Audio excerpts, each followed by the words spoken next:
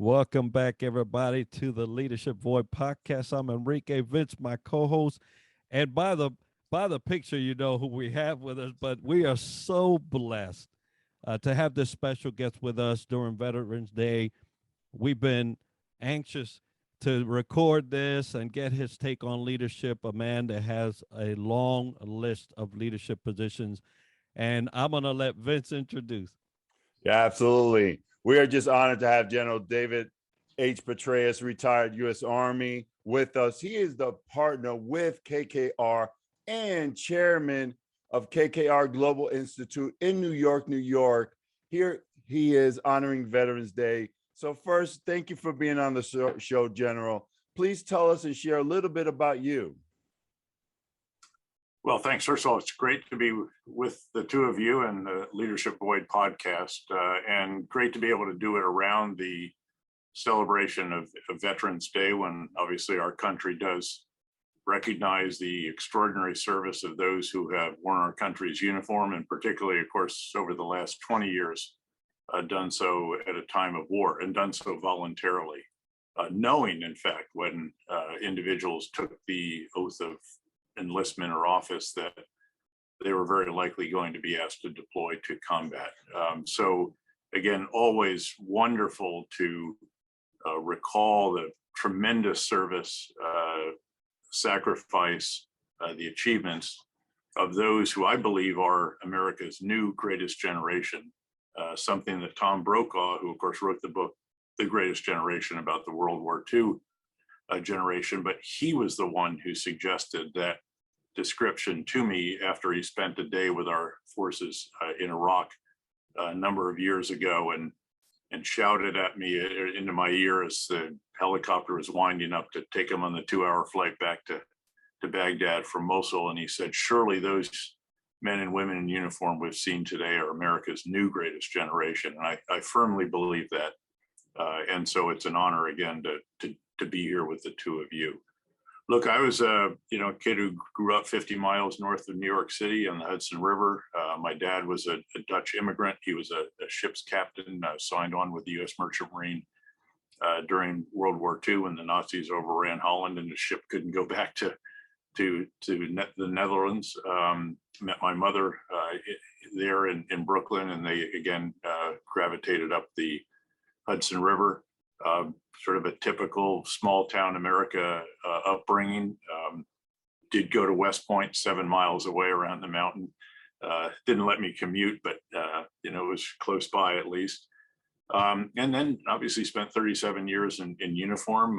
Was incredibly privileged, particularly after the terrible 9/11 attacks, to have 6 consecutive commands as a general officer. 5 of those were in combat, including the surge in Iraq, U.S. Central Command, and then the Command of Forces in Afghanistan, and then to be the director of the CIA. So I've been enormously fortunate to be able to serve with those who I, again, believe should be recognized as America's new greatest generation. And then since leaving government, I've been very privileged, as you noted, to be one of the world's great global investment firms. KKR made a partner, joined them about 8.5 years ago, and established the KKR Global Institute, which does the geopolitical risk assessment and integrates the macroeconomic and environmental social governance issues analysis. And again, always trying to mitigate the risks to potential investments that help our companies. We own about 110 companies around the world and have minority investments in another 100 or so. And then also help our investors understand the world in which we're all trying to, achieve success together. It's wonderfully intellectually stimulating, requires a great deal of travel. Just in the past 5 weeks, for example, 3 of those were in different European countries. And then the rest of the time up here in New York, although we live in Arlington, Virginia. And again, with KKR, I'm privileged to be on the boards of a couple of the great companies that we own. I'm a personal venture capitalist, invested in about 20 startups. Many of those, by the way, have some veterans connection, and then involved in a number of different academic and think tank endeavors, and all that, and have time to get home on the weekends because we have 3 great little grandkids, a great son and daughter married So life has been very, very good, and I feel incredibly fortunate as we approach yet another Veterans Day. Absolutely. General Petraeus, Vince and I are witnesses of your illustrious career, your leadership in the service and now post-service. And I just wanted to ask, during that whole time, so many leadership moments that you can learn from, but what pivotal leadership moments stuck out to you during that time? Well, certainly, I think the surge in Iraq has to be the one that was, really the most profound, if you will. Iraq, as you'll recall, in late 2006, was on the verge of a full-blown Sunni-Shia civil war. You had Al Qaeda that was attacking the Shia. You had Shia militia attacking the Sunni. You had Sunni insurgents. You had Iranian-supported elements. The violence was out of control. 53 dead civilian bodies every 24 hours due to violence just in Baghdad alone. And the big lesson out of that was that you have to get the big ideas right. And I've often noted that the surge that mattered most in Iraq was not the additional forces, as important as they were to helping us implement the new big ideas that were really the heart of the surge. The surge that mattered most was the big ideas. It was the change in strategy from withdrawing U.S. forces from the neighborhoods onto big bases and then just driving around them a few times a day and handing off to the Iraqi security forces, to actually going back downtown, 77 additional locations just in the Baghdad area alone, many of which we had to fight for, right in the fault lines between the Sunni and Shia combatants.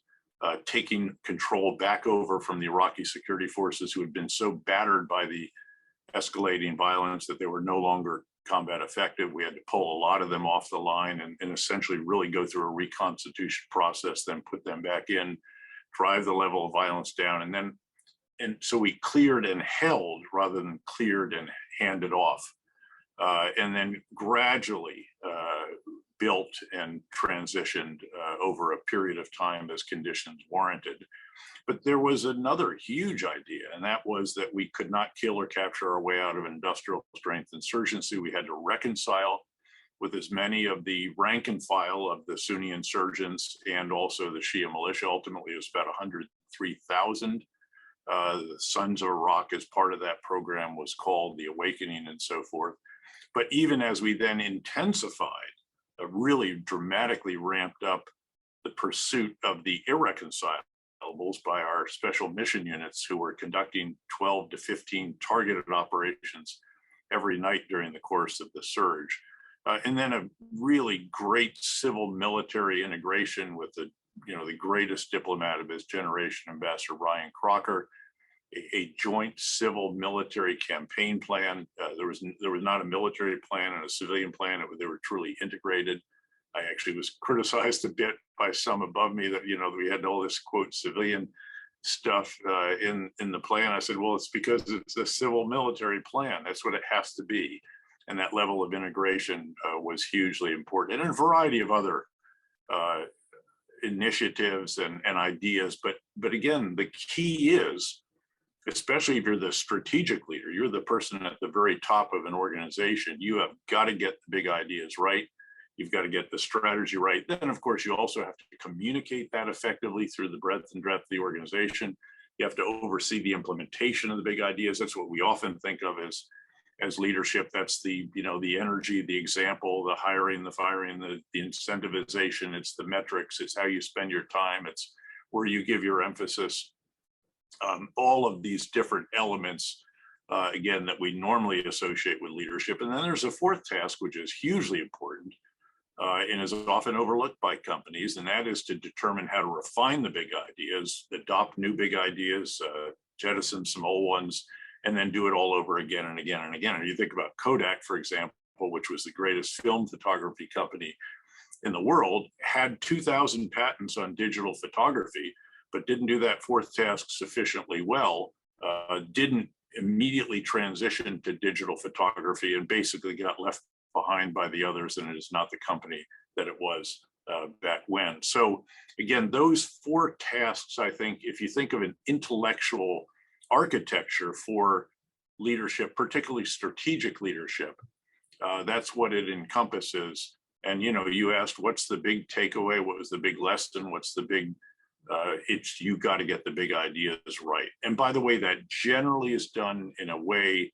that is iterative. I've never been hit on the head by Newton's apple fully formed by sitting under the right tree. I get hit on the head by the seed of a big idea, and you have to shape it with dialogue. It's inclusive with the workforce. You want everybody invested in this, everyone inside the tent pitching in. And again, as I said, iterative, open, transparent, and so forth. Although we had the opportunity before the surge, we really did a lot of that back in the United States, because that's where I had a 15-month period where I was actually back in the States for a period of time instead of being in Iraq. And we did the counterinsurgency field manual and a variety of other initiatives to really overhaul everything we did to prepare our forces, our leaders, our staffs, our equipment, organizations, and so forth for deployment to Iraq and also Afghanistan, and to try to improve on what it was that we had been doing before.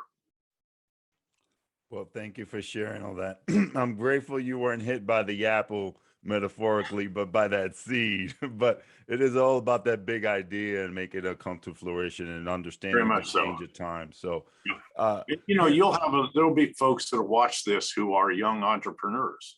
You know, a founder of a startup is a strategic leader, even if, you know, all the people in the entire firm can fit around one small conference room table. That individual still has to perform those four tasks, and those around that individual have to help him or her to get those four tasks right. So it's important to understand that architecture, if you will, not just for the person at the top or people at the top, because we have co-founders and co-CEOs here at KKR. It's important for all those who are working around them and supporting them and so forth. And of course, at each subordinate level, below that, you're exercising, in a sense, strategic leadership, but albeit within the confines or the context, the right and left limits established by the person or people at the very top. Oh, absolutely. Definitely those four pillars are important to execute and have that strategic vision. So thank you for sharing that, General. So audience would love to know who was instrumental and impacted you while you were serving in the military. Well, I was very fortunate to have a number of extraordinary mentors over the years. One of those, General Jack Galvin, I worked first. I was his aide when he was the two-star general division commander. I worked for him again when he was the commander-in-chief of U.S. Southern Command, as the title was in those days, responsible for all Latin America. And there were multiple counterinsurgencies going on in that time in El Salvador, in Colombia, in Peru, and then there was an insurgency going on in Nicaragua. An extraordinary period to be a special assistant, albeit temporary duty. But he's the kind of guy that even when you went back to your day job, you never stopped working for him. And ultimately, I was his speechwriter when he became the Supreme Allied Commander of Europe, the NATO commander, during an extraordinary period. And he continued to mentor me throughout my career. He was what I sort of wanted to be. He was a soldier, a scholar, a statesman. He'd written 3 books. He was really an exceptional individual. He listened. He was not on transmit all the time. And he was always examining issues, always, you know, he was a real intellectual in a lot of different ways, but also a great soldier on the battlefield in Vietnam, highly decorated. And again, a real scholar in many respects as well. And then ultimately on the world stage, a statesman at a key period during the Cold War. In fact, he wrote a fabulous memoir. I think he wanted to title it Cold Warrior or something like that, because he had this great picture with him standing at, you know, either the Berlin Wall or maybe the inner German border, and there's snow literally on his hat. It had been snowing on them while they were up there. And then there were a number of others, really. General Jack Keane, for whom I worked multiple times, again, was standing next to me when I got shot in this free live fire training exercise. And and continued to mentor me all the way through. He was also instrumental in convincing President Bush to conduct the surge. He'd come out and give me advice. I used him as called it an additional directed telescope, another set of eyes. His judgment, his wisdom was hugely helpful. And again, Chief of Staff of the Army, General Vano, one of the great trainers of our Army's history, who guided the Army that won in Panama and then in the Gulf War. General Hugh Shelton, for whom I worked when he was the chairman of the Joint Chiefs, again, another extraordinary individual, and watching them up close, especially, by the way, after having studied certain issues, in particular, military advice on the use of force in the post-Vietnam period was the essence of the dissertation that I did when the Army sent me to grad school. And so you put that academic component together, then the opportunity to be in a vantage point job, Chief of Staff of the Army, Chairman of the Joint Chiefs, SACEUR, and so forth. And then ultimately you're doing it yourself. And I had big ideas on, how to guide what it was that I told presidents. And I told President Bush and President Obama both, when they hired me, this is what you're getting. When you ask for my advice during the drawdown, you need to know in advance it's going to be based on the military facts on the ground, the mission you've given us, and the resources and all the rest of that, informed by an awareness of the bigger issues that you rightly have to deal with, congressional politics, national politics, international relations and coalition efforts and so forth, strain on the force, budget deficits, the opportunity cost of forces in Iraq or Afghanistan, as opposed to somewhere else, or the Indo-Pacific, and et cetera. So, but driven by the facts on the ground. And again, you have to get the big ideas right about all of these different tasks that you perform, individually, that the organization performs collectively. And these mentors over the years, and I should mention my father-in-law as well, who also was a four-star general, was a soldier, was a scholar, was a statesman, and the guidance that he provided over the years. And then my own old crusty Dutch sea captain father, who, when I'd come home from school with something that wasn't exactly where it should have been, and I gave some lame excuse or something like that, he would just look at me and say, "Results, boy."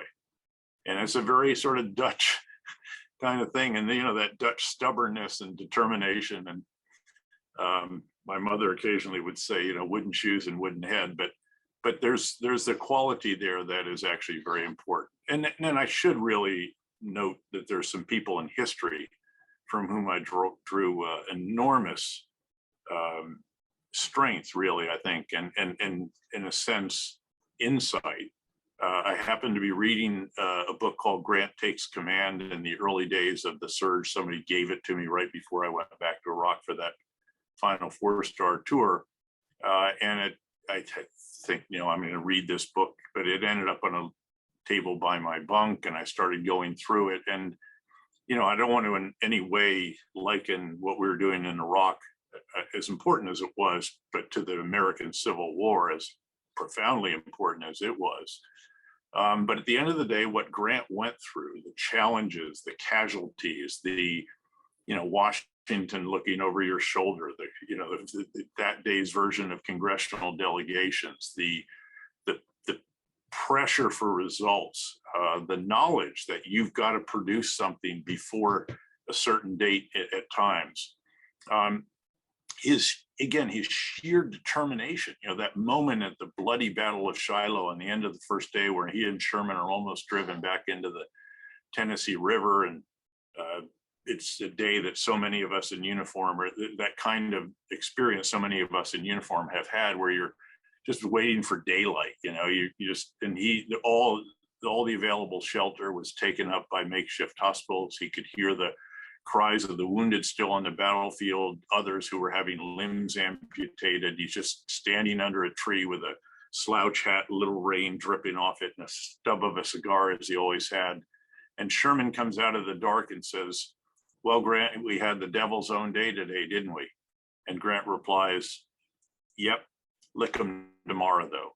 That kind of, that image, that to read that, I found, just very, very, very inspirational and relevant and timely. and you stumble across that in the pages of a book that you probably thought you weren't going to have time to read, and you ended up being truly engrossed by.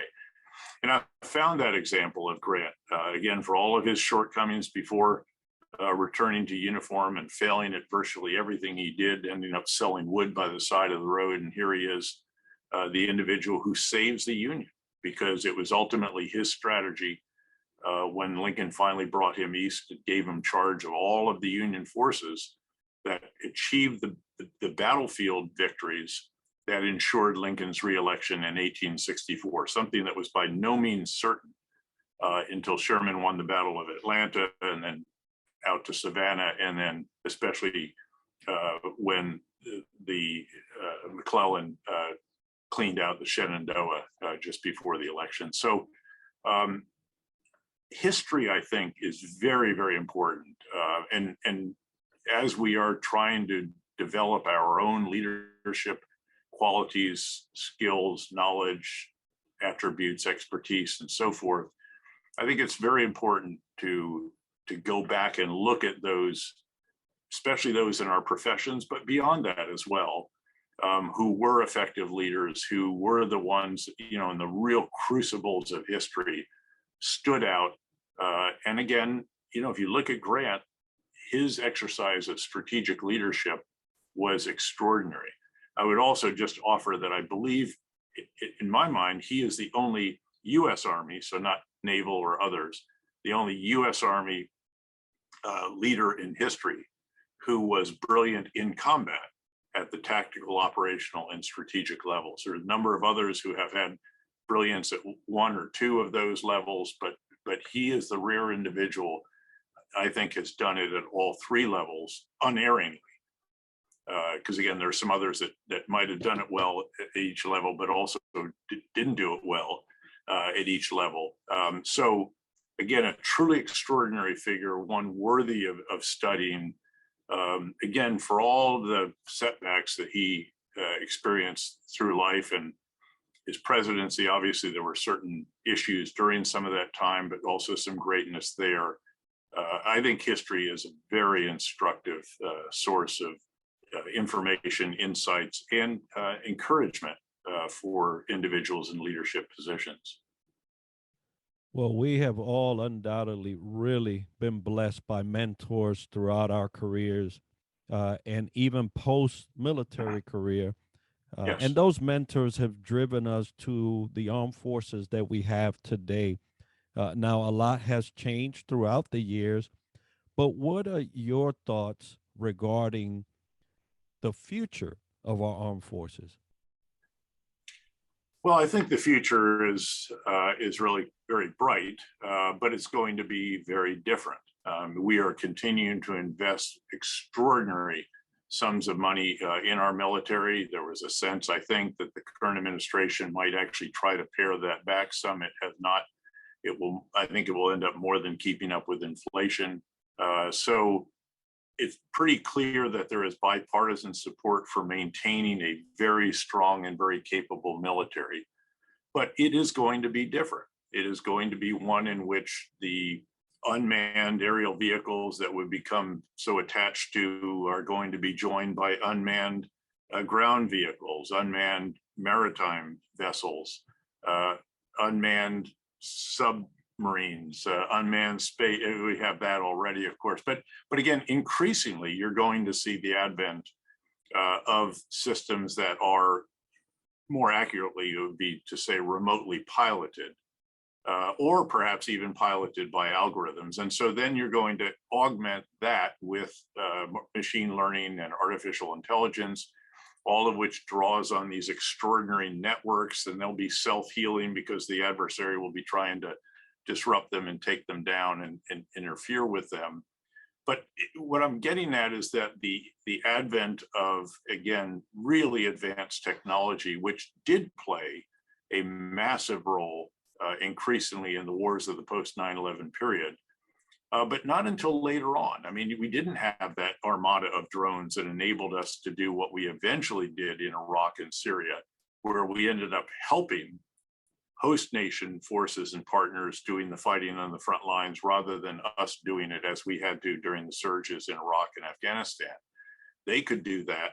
We provided advice, assistance, and enablers, the unmanned aerial vehicles, precision strike, intelligence fusion, training, equipping, whatever. But they did the fighting. That is transformative. But it's going to go way beyond that now, because again, what'll be on the front lines again may be, completely robotics, and of course, and that'll be driven by algorithms. And the human in the loop may end up being actually the human who developed the algorithm, and maybe at some point there is a weapons-free, pushing the button. But then the machine's going to have to make the decision based on these algorithms, these sensors, all of the information being provided to it. Because if you insert a human in the loop at the last minute, it could end up that your robot loses because the other one will be faster. The advent of all of this is going to be breathtaking. It will not ever replace the role of the individual, the human interaction, the important contribution that, again, only people interacting with other people can engage in. But it's going to be very, very significantly different. And you can start to see the outlines of this, the ideas that I think will come to fruition. And it's going to be a pretty breathtaking future. The same is true, of course, of our major industries. I mean, you see the rise of the robots. We actually have situations in which, as labor costs rise overseas, or you become concerned about over concentration of manufacturing or assembly of different products, that you bring stuff home. But what is going to do the work at home increasingly will be machines. It'll be advanced manufacturing, additive manufacturing in particular. It'll be robotics. It'll be all of that, once again, enabled by ever smarter, more capable machine learning and artificial intelligence. So it's going to be a brave new world, both for our military and for the non-military, our civilian business pursuits as well. Oh, thank you for that. Yes, AI is going to play a huge part, pivotal part in our future for our armed forces. Let's dive a little bit about pearls of wisdom. You share about your Dutch experience, the wooden shoes and wooden head, and of course, the results that your dad instilled in you. But yourself, General, share your leadership highlights, your pearls of wisdoms of your time in the military. Well, there's some general wisdom, I think, that you really have to embrace the reality that life is a competitive endeavor.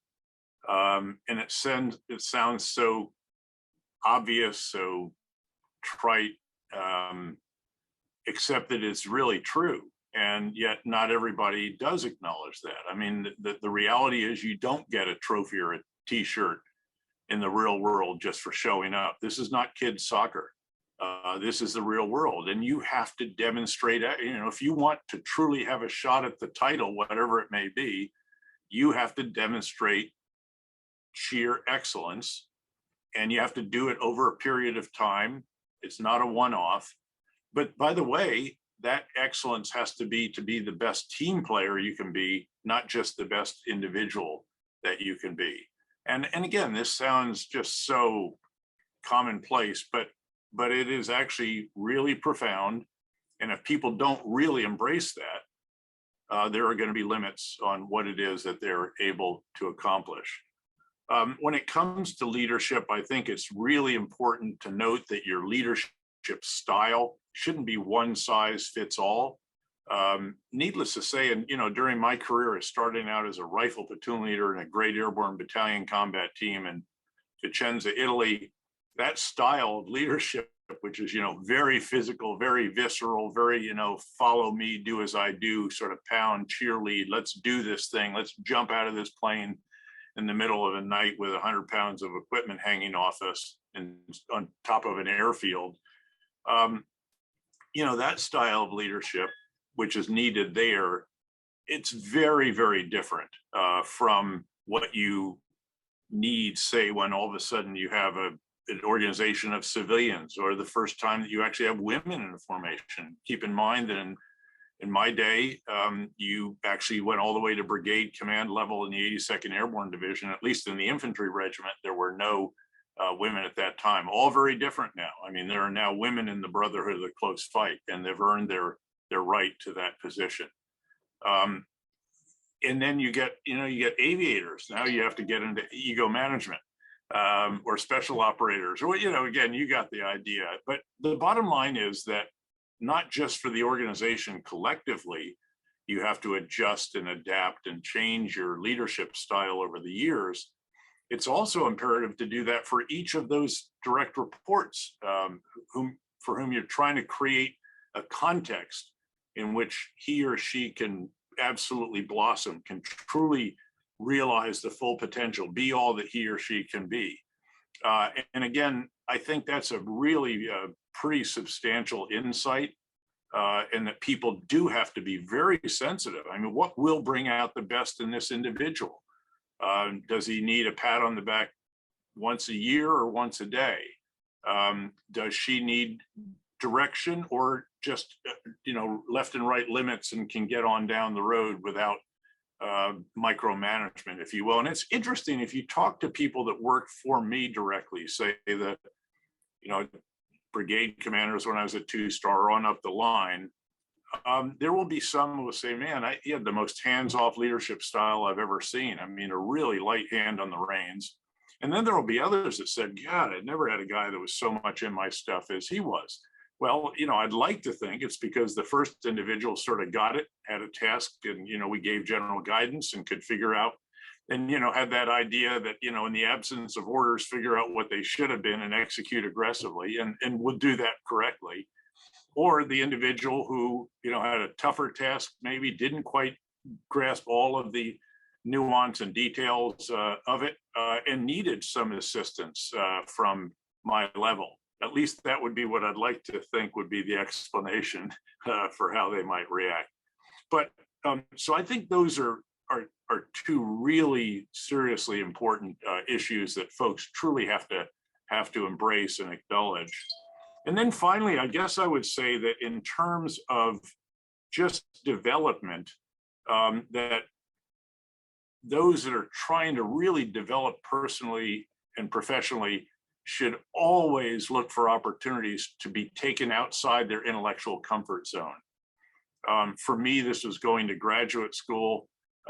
It was really an extraordinary experience. And I went there from the staff college, and I thought I was a pretty bright lad, and I actually was number one in the staff college. And even though the youngest guy in a class of about 1,200, and you go to Princeton and you realize pretty quickly there are some seriously bright people in the world who don't see it the same way we do. And that's, again, another profound experience and incredibly developing.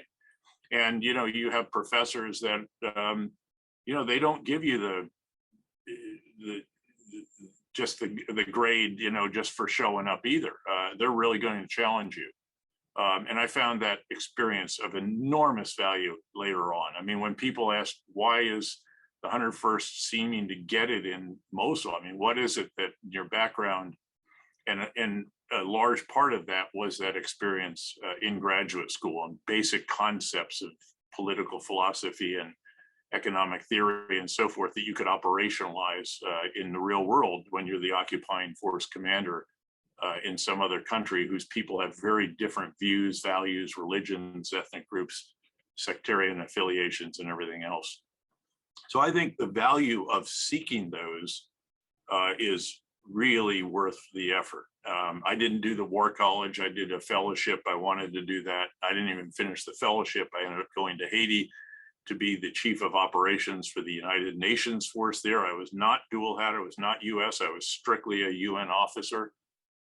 Again, a really unique experience. Learned a lot about coalition building and maintenance and everything else that paid big dividends years later in Bosnia and Iraq and Afghanistan and the greater Middle East. So again, I cannot underscore enough how important getting out of your intellectual comfort zone is, because it forces you to learn.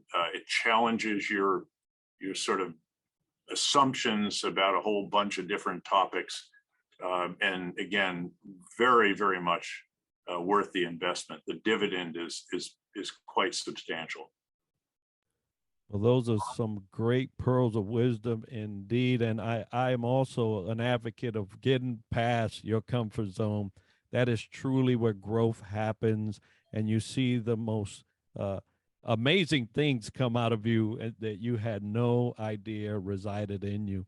Yep. Now, Yep. General, there's this is the time when we just thank all the veterans across our nation that are, past and present, that are just dedicated their life to service to our nation.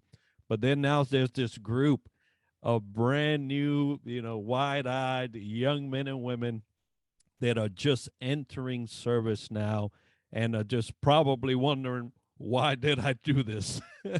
But, and they go into boot camp, they're trying to figure everything out because it's hitting them all at once. What advice would you give those young men and women just entering the service now? I'd come back again to this observation that life is a competitive endeavor. And, you don't get a trophy if you're trying for the gentleman's B. You should never be proud to be average. You need one of the most inspirational officers I was ever privileged to lead, a captain named Fred Johnson, ultimately retired as a colonel. He was a deputy commander of a striker brigade during the surge in Iraq. Great officer. And I remember he would come in and he'd have these sort of profound observations. And he came in the office one day when I was a battalion commander. He said, sir, winners win stuff. You're right. And by the way, okay, let's win that cross country. I mean, we were insanely competitive in that battalion. I'm still irked that we came in second in the chili cook-off at the Hoptown Salutes Fort Campbell week. I mean, it just grates at me. And we had such a great strategy. We're basically giving away free beer if you gave us that ticket, which is actually their vote. And then we were shut down because we had the wrong beer company. There was another one that was actually sponsoring it. And it undermined our great strategy. But, again, it's about doing the very, very best you can and accepting nothing less from yourself. But again, not only trying to shine as an individual, but to shine as a team player as well. And I think that is, again, it's simplistic, it's trite, it's commonplace, but it's really seriously profound. And there are people that just sort of go through life and, do the minimum and maybe don't raise their hand when the team needs something, and perhaps are sort of looked down but you want to be the opposite of that. Again, you want to strive for excellence. Don't want to be proud to be average. You want to be proud to be, all that you can be. You're not going to win everything, certainly. And when you don't, of course, you need to congratulate the eventual victor. You have to recognize as well, by the way, life is not full of high five moments and, spiking the ball in the end zone. The organizations make mistakes. You make mistakes. I certainly have in my life. And you have to realize that when that happens, you acknowledge it, you make amends for it, you learn from it. And then you got to pick yourself up, dust yourself off, put the rucksack back on your shoulder and start moving out. So, all of those kinds of, again, pretty common observations, I think are actually worth returning to for individuals who are in that wonderful moment. And by the way, who are also realizing that, this is fantastic and I'm wearing the uniform of my country, but it's really pretty hard work. And there's a lot of repetition and there's, a lot of hurry up and wait. And we all know the bureaucracy and all these other enervating kinds of activities in which you engage. But that's all part of it. And, obviously, I'm sure like the two of you, I just envy the daylights out of them. And there's, by the way, a great play out there called War Words, which was written by a woman out in Los Angeles. I saw a workshop production of it. It's basically, she interviewed a whole bunch of veterans and family members and others and captures all of the emotions and and the capriciousness of a battlefield that has IEDs, the tragedy of seeing a battle buddy wounded or killed, the sacrifices of families, the contributions of battlefield interpreters, the absurdities of war at times, all of this stuff. And it really gets it. It really resonated with me. And the Atlantic Council is actually sponsoring showing it in 5 cities around America during Veterans Day week this year. What really struck me is, at the end, it's a dialogue between all these different individuals who are veterans, again, a TERP, a family member, a seriously wounded, all of that. And it captures all of those emotions, I thought, very effectively. And then at the end, it sort of says, that though, despite all the hardship and challenge and sacrifice and everything else, I'd do it all again. And I think, and that certainly resonated with me. And I think it does capture what many from, this America's new greatest generation experienced. But then it also said at the very end, war will break your heart. And that is true as well. And I certainly, I never want to glorify war. I want to glorify service. But I think our country should be incredibly grateful that all of these great young American men and women stepped forward at a time of war voluntarily, knowing again that they'd be asked to deploy to a combat theater, and re-enlisted at incredible rates. I remember the ceremony in the July 4th of 2008 in Baghdad, in one of Saddam's old huge palaces. It filled the entire domed area there. 1,215 soldiers, sailors, airmen, Marines re-enlisting. We believe the largest ceremony perhaps of its kind. And I was the re-enlistment officer looking out at them, stating the oath they would then recite it after me, and wondering, what is this all about? And all I could conclude is that, I'm sure like the two of you and me, just felt a certain quiet sense of privilege to serve a mission larger than self at a time of consequence for our country, to do it together with fellow Americans who felt the same way, and to do it at a time when Americans, even if they didn't agree with the policy we were implementing, did appreciate that service and that sacrifice of those men and women and their families back home.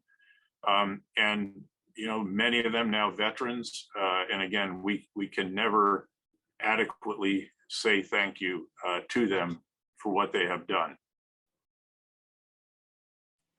Well, General Petraeus, I want to say thank you from one veteran to another for being here, for just honoring our day, our legacy, our history, and continue that fight, because it is all about service before self and excellence in all we do, not only at the individual level, but as a team. And either though you come second place in the chili cook-off, keep going forward, put on that rucksack, and we move on and we press on. But it was truly an honor to have you on our show. We're just grateful to have this opportunity on Veterans Day to talk with you, General Petraeus. And for those listening in, we continue forward each week on the Leadership Void. But for those who are listening and want to know more about how to get a hold of General Petraeus or what he's doing at KKR, how do they go about doing so? Best way is probably LinkedIn. I'm pretty accessible. Thousands of our former comrades, fellow travelers, and so forth have found me that way. And again, shoot me a message there and I'll respond. Well, General, thank you as well from my part. I really appreciate, and LinkedIn was where we communicated so long ago. I say over 2 years ago now. Since it works. Now it takes a while. We have a pretty long list of commitments that we're trying to work through at any given time, but eventually it works. But just personally, thank you, because when I did reach out, and this was prior to the show, you were so amiable to just accept and engage, and I really appreciate that. I appreciate your service, sir, that you provided to our nation, both on the military side and on the civilian side. It has been heartwarming to see your journey and to see you overcome even obstacles. So thank you so much. If you want to get a hold of us, folks that are listening, the leadershipvoid@gmail.com is where you'll send that. Any inquiries, any suggestion as to our future shows or guests that you may like. So once again, General, thank you so much. And I just wish you the best. I thank you, Enrique and Vince. The pleasure and privilege were mine. And lastly, we like to say we are sponsored by the home team of Round Point Mortgage Service Corporation. They're sponsoring these wonderful shows. Thank you for our wonderful sponsor. We have another great guest next week, and we do every 1st and the 15th a radio check, checking our buddies in arms, both in the military and a first responder community at 1900 hours. LinkedIn Live, you could check us there. And our subscription drive to reach our 200 goal is going strong. Just hit subscribe on our YouTube channel, The Leadership Void. You enter a drawing to win the book, Standing O, Salute Edition by Scott McGregor, autographed book. But today is all about veterans, Veterans Day, and our wonderful special guest, General Retired Army, David Petraeus. So thank you, sir, again. Happy Veterans Day to you, and happy Veterans Day to everyone out there. Thanks again.